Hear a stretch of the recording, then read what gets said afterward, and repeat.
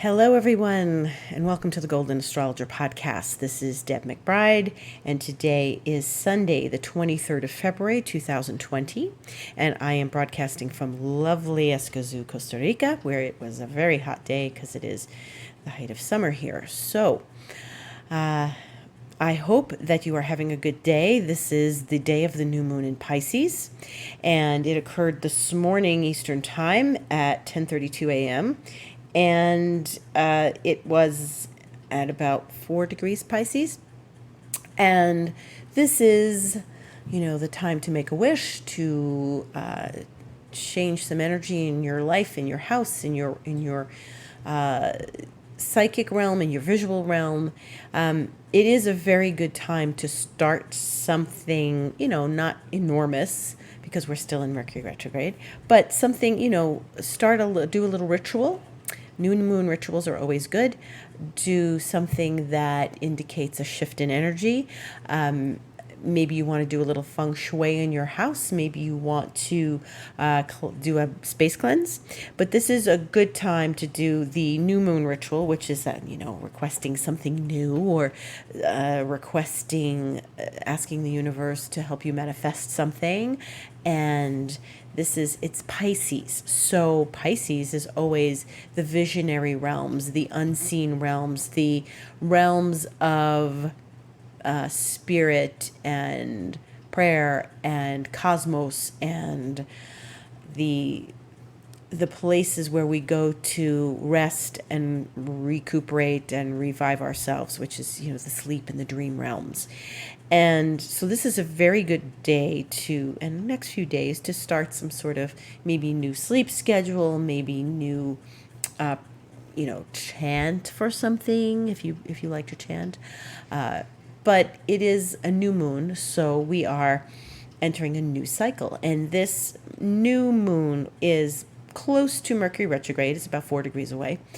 And so it's kind of conjunct Mercury retrograde, but on some level, it's not exact. So it's not like intense. So it is a good day to reflect, to reconnect, reestablish. And the experience of having the Mercury retrograde so close to the new moon in Pisces is very interesting because it brings us to a place of maybe seeing some things from the past differently and connecting with things from the past in a new way, seeing them differently, perhaps imagining a different outcome, perhaps sending different energy to this. So that's very important. Set new intentions. That's another really good thing to do on a new moon, especially in Pisces. And make a wish. And so the moon is going to be in Pisces tomorrow and Tuesday, and then it goes into Aries Tuesday afternoon, which is Mardi Gras. And so we're at the end of the zodiac with the moon. We're in this new moon phase. I feel like I felt this morning new energy.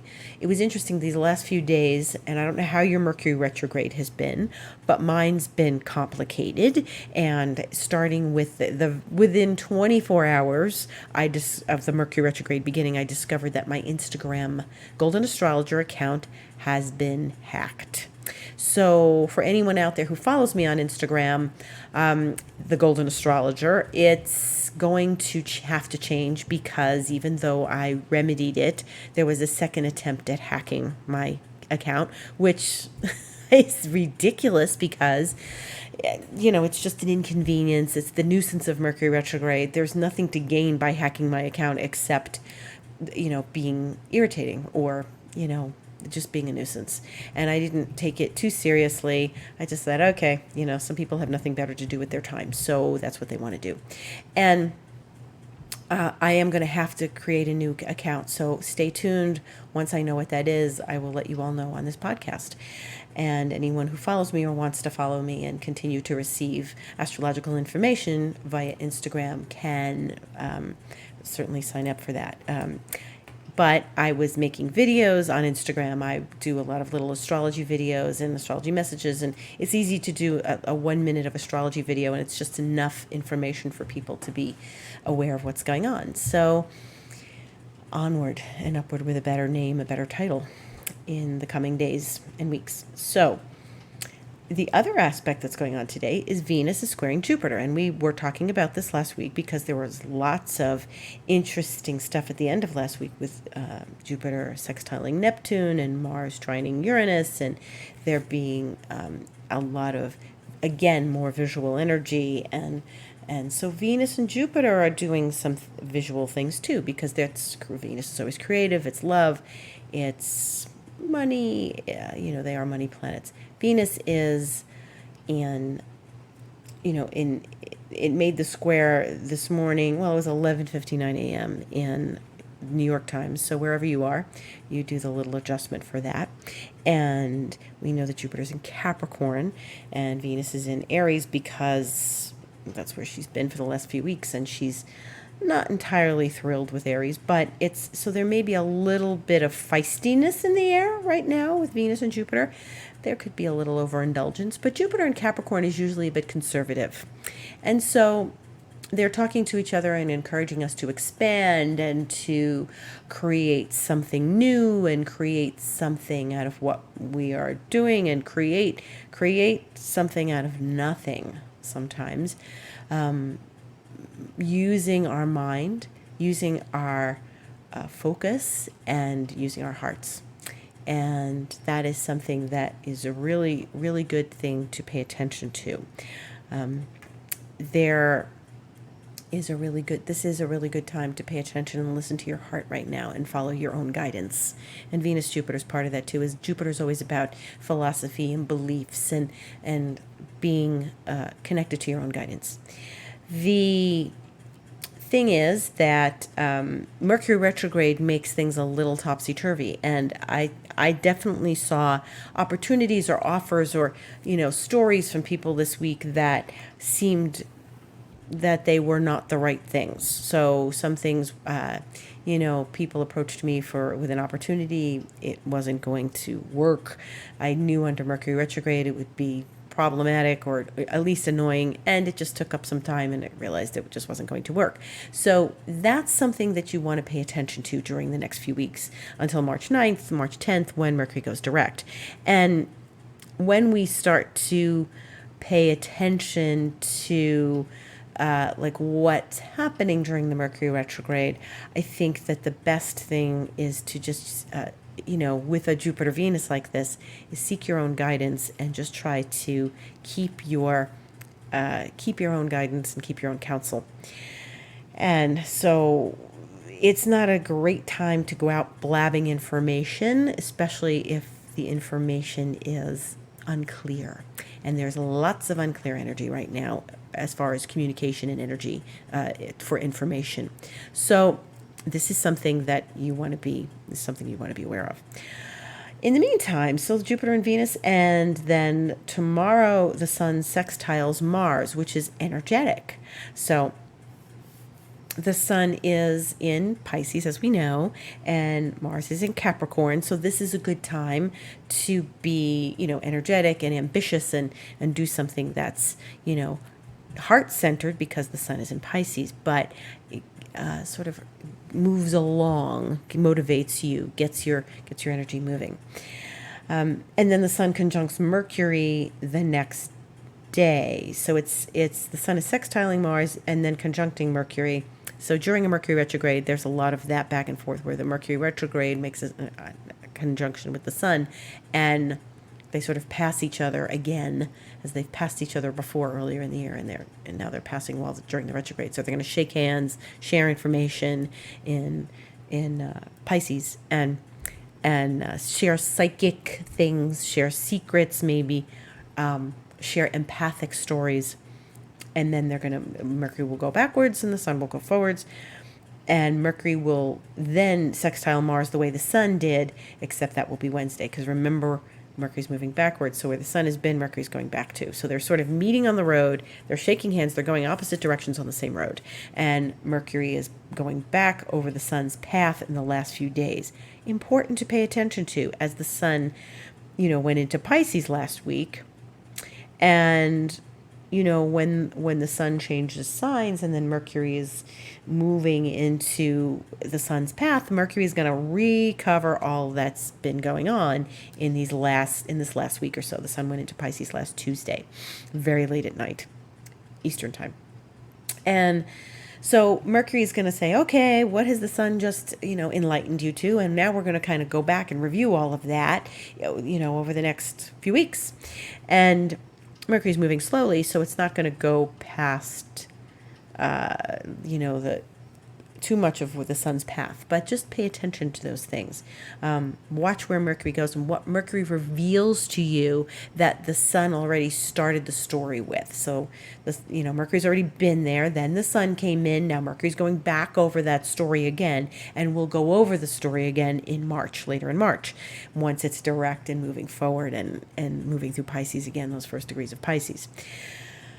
So, then we have Venus also getting herself wrapped up in Pluto and Saturn at the end of the week. So this is something else to be very aware of, because whenever Venus starts to talk to the outer planets, things are not, when she talks to them in a square like she's going to, things are not entirely, comfortable. That's a good word. Comfortable. I don't want to say bad. I don't want to say difficult. I don't want to say things aren't good. Things may not be comfortable. Venus is going to square Pluto on Friday. Now, if you know anything about Venus and Pluto together can be triangles. It can be passionate relationships, because it's a square, like sparks fly, dynamite, and it can be very passionate and very interesting. And if you start something when you've got Venus-Pluto going on, it could be very heated and very passionate, meaning even if it's a creative project, you could put all your energy into it. But Venus and Pluto, if you're starting a relationship or you meet someone and sparks fly, just be very careful, because you can get carried away with Venus-Pluto. And also look for the triangle, and it could be an innocent triangle. Your best friend introduced you to this person that you're now getting involved with, or you'd like to get involved with, or maybe they want to get involved with you. Maybe there's a history there that you knew this person and they were dating one of your friends a long time ago. Venus-Pluto often brings us triangles. And so there's a he said, she said, I said, you said, and then the other thing that is complicated about Venus-Pluto is that there's okay, I'm going to tell you this, but you can't tell anybody. And I'm only telling you. So that happens in Venus-Pluto. So there's the triangle. Again, I've got information that I learned from so-and-so. I'm telling you, but you can't tell anybody else. Okay, don't tell anybody I told you, because I can't tell so-and-so that I've told you when they told me. So, but I'm going to bust if I don't tell somebody. So there's Venus-Pluto. That's going to happen 5:08 p.m. Eastern time on Friday. And so Venus is in Aries, and Pluto is in Capricorn, and Venus is now making her way from Jupiter today, which is getting closer and closer to Pluto, as we know, as we've been talking about. And then Venus is going to keep moving and greet Saturn. Now, the moon is going to go into Aries this week on Tuesday, after it finishes its run in Pisces. But on Thursday, the moon is going to conjunct Venus. So it's going to touch Venus, and then Venus is going to go off and tell Pluto. And then what happens is that Venus, so now things are, remember, most of last year, Saturn came before Pluto, and now things are different because Pluto is coming before Saturn. And so what's going to happen is that we're going to see Venus is going to get to Saturn. And so she's in Aries. She's going to make that square to Pluto. And then on Tuesday, the 3rd of March, which is not for another week and few days, she's going to make that square to, square to Saturn. So she's in Aries, and she's questioning all those planets. First Jupiter, then Pluto, then Saturn. And, Venus, Saturn is the feeling of insecurity in relationships. It can also be the feeling of not being loved. It could be the feeling of not being honored or feeling like you got gypped somewhere. And you have to be careful. So, and be careful that you don't feel like you're getting gypped somewhere like, oh, wow, I missed out on that deal. Or, hey, I got the wrong change back at the supermarket. Or something small or something, depending on your chart, if you have a Venus Saturn square. It's not the most fun aspect, Venus Saturn. So Venus Pluto could be a little more fun if you find something is like interesting and new and passionate. But again, here we are with Venus going to Pluto, first Jupiter. So this is a classic. Venus can go to Jupiter, squares Jupiter. Ooh, I just met someone. Ooh, Venus Pluto. This is very passionate. This is very intense. Ooh, this person was not right for me. Saturn, Venus, Saturn. Oh my goodness. So that could easily be a situation. Or it could be, hey, there's an opportunity. Hey, this could be really like a lot of work, but maybe worth it. Hey, I didn't get the job. Something like that.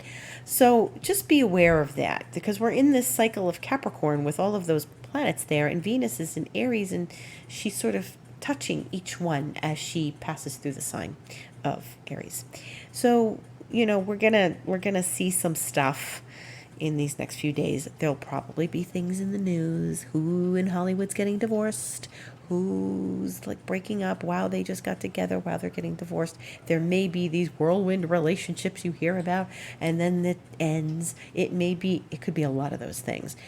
But in your own life, you want to be aware of how you're treating people, how you are handling your relationships, how your relationships are making you feel, how things are happening, and just try to sort of keep your own counsel, and just be aware of what the energies are, and if they're flying around, and if they are upsetting, or if they are things that are going to give you a new perspective on your relationships, but you are really working with something that's, it's a little complicated toward the end of the week when we go, anytime the planets like hit one outer planet and then another, or like hit Pluto and then Saturn, and we've had a lot of this, and it's been going on for a while. It's been going on for a good year and a half. Something it hits Saturn, then it hits Pluto, and then it's like boom, boom, and then the planet is wedged in between them. Something that goes into Capricorn. A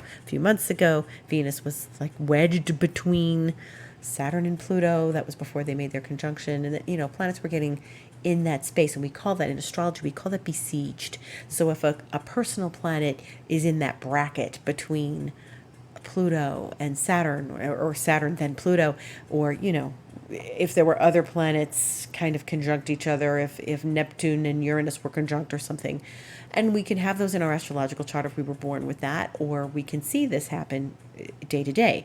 And when the moon goes into Capricorn, as it did last week, that is what we call the moon being besieged. Besieged is a little bit of an archaic term in astrology. You don't hear it so much, but I think it really, I think it is an accurate essence. I think it's an accurate feeling.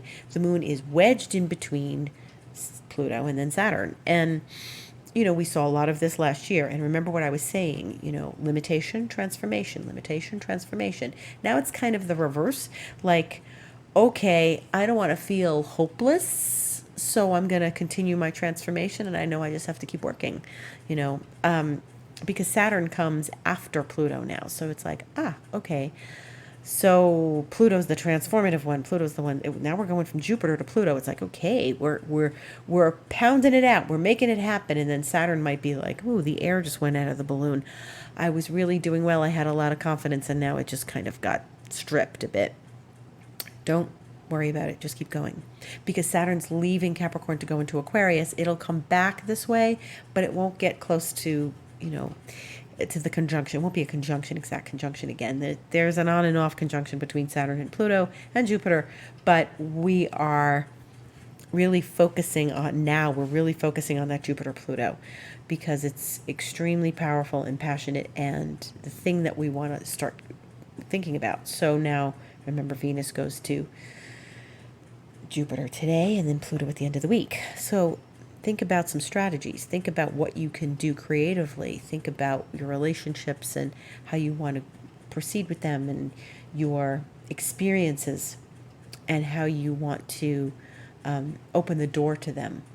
And, Venus is always love and unconditional love and what we desire. So think about what you want, and you have to think about what you want.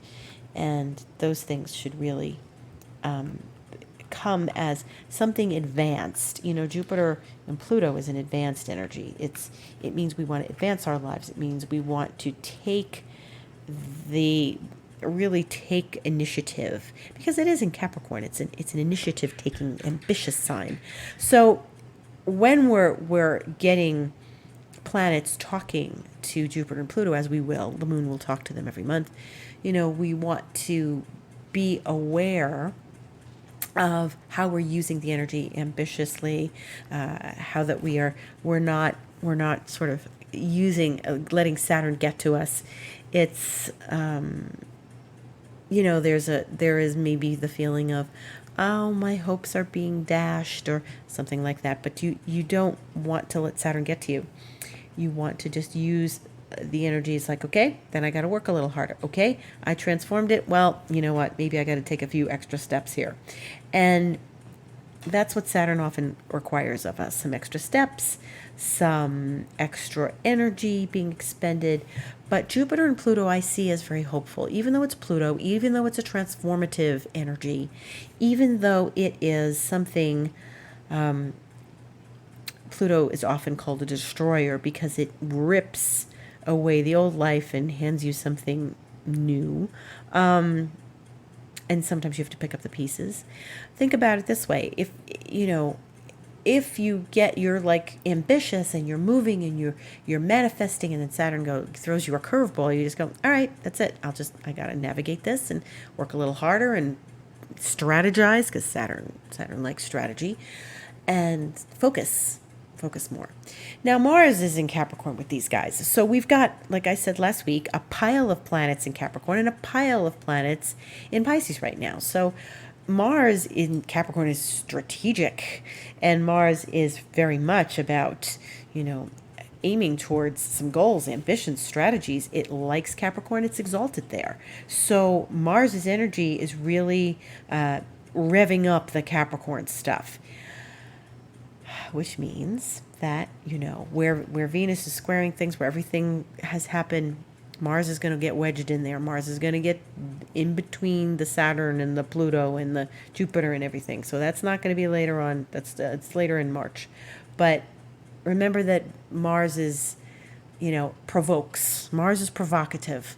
And so if it's going to provoke things, you want to make sure your ducks are in a row, and that's a Capricornian thing, and you're organized and your head is on straight, so that when Mars comes in and starts touching those planets like Pluto, and then Saturn, you want to make sure that you're able to handle it, able to gracefully handle it, able to know what to do if Mars and Pluto is, a little over the top.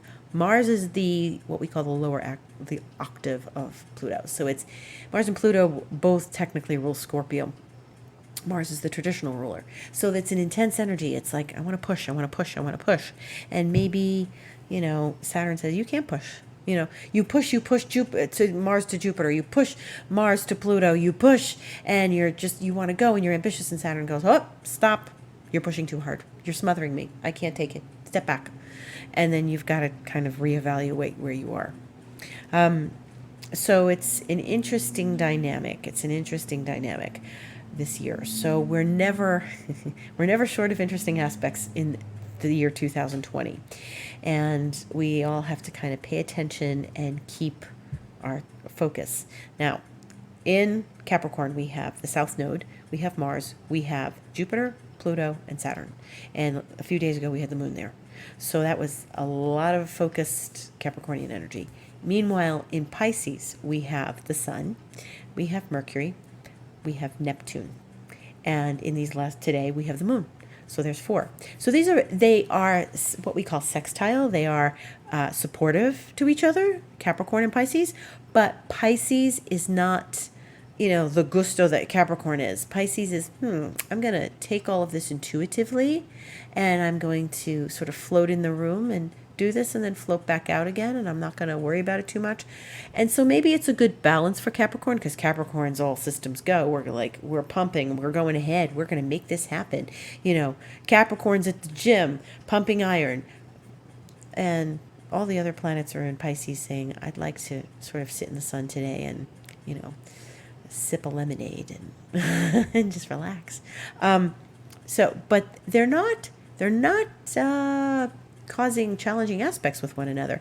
They have to find room for each other. So again, with Pisces, it's going in, being intuitive, knowing when to move forward, knowing when to step back. Because remember, again, Mercury's retrograde, so we're like moving forward, we're stepping back. The other planets are moving forward, Mercury's moving backwards. But it's important to watch how you use the Capricorn energy, because it's really intense right now. And Pisces is saying, okay, I'm going to tune in, I'm going to feel my gut, I'm going to know what to do, and I'm going to just,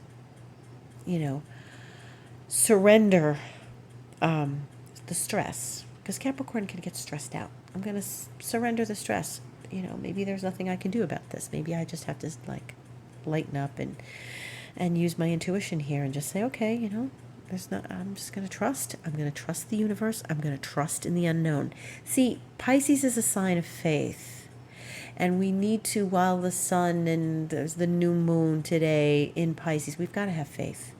And we've got to allow ourselves to have faith. And so when we are with so much gusto in Capricorn, when there's so much energy in Capricorn wanting to push forward and achieve and accomplish and be ambitious and sit on top of the world, Pisces says, you know what? It's just you've got to trust your instincts, and you have to have faith. We don't have all the answers. Capricorn wants to think it knows exactly what to do, especially with Saturn there. And Pisces says, you know what? We don't have all the answers and we can't predict. So let's just go with faith into the unknown and say everything happens for a reason, and we're going to,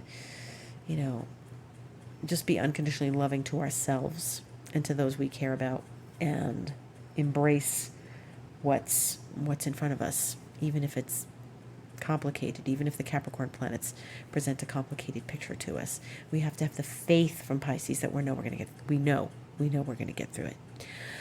And on that note, we come to the end of another week. And basically this week, the moon is going to go, it's in Pisces now, it's going to spend a few days in Aries, and then it's going to go into the early part of Taurus on Friday in the wee hours Eastern time, and Saturday it's going to be in Taurus, and then it's going to be void for a few hours next Sunday, the 1st of March. Can you believe it's the 1st of March? And, so we're not going very far with the moon this week. We're just going to be in those 3 signs, and it's okay. Enjoy this Pisces new moon. Make a wish. Have a dream. Make a vision. Create a vision. And most importantly, love yourself and give yourself unconditional love. This is Deb McBride. This is the Golden Astrologer podcast, and I am available for astrological sessions. My website is thegoldenastrologer.com. My Twitter is @DebAstrology. I'll keep you posted as far as Instagram, and I wish you a lovely and pleasant week. Thank you for listening.